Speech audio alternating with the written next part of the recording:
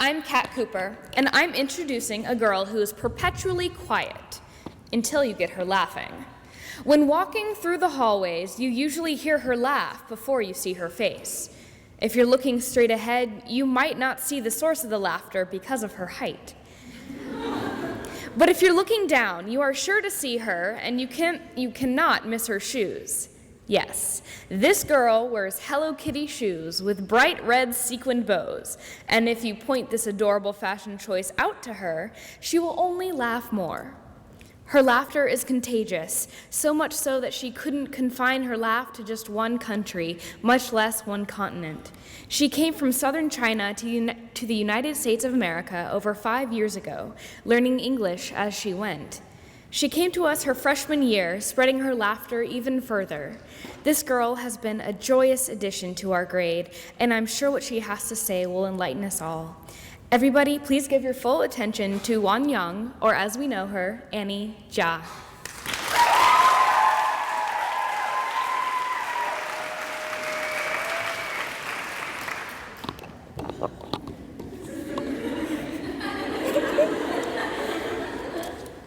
What if one day during your summer break your parents tell you that you're moving?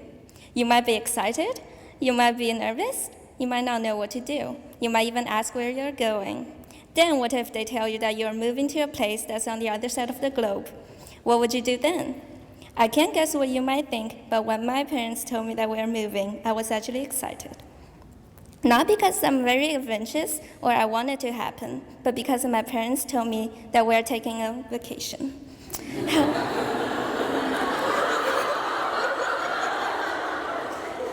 However, when we ended up not in a hotel room, but in front of a house, I know there was no going back. Somehow, I didn't ask my parents what was going on. I sort of knew deep inside of me. Then when we went to a school to register, I knew what's going on. I cried mostly at night. It may seem like I was doing fine, but actually I was not. I wanted to go back. I didn't know anything about America. Learning the language wasn't really the problem. It was the transition itself. I went into a culture that's totally different from the Chinese culture that I'm used to. Different ways of doing things, different food, everything is new to me. I have to adapt myself into this new environment. I have to change my ways of doing things. In order to fit into this new place where I'm going to be living. Sometimes the changes are drastic, while other times the changes are subtle. I have to give up my ways of doing things. I have to give up my ways of doing things, but I also learned a lot about the country and also about myself. I think every transition is similar in nature. We go from a place where we are comfortable and go into an area that is outside our comfort zone. We get stressed, we get scared, then we try to adjust ourselves. We try to relax a bit, we open ourselves to new things around us, we learn more about ourselves and also those who are around us. The transition I took when I first came to America into middle school was very hard.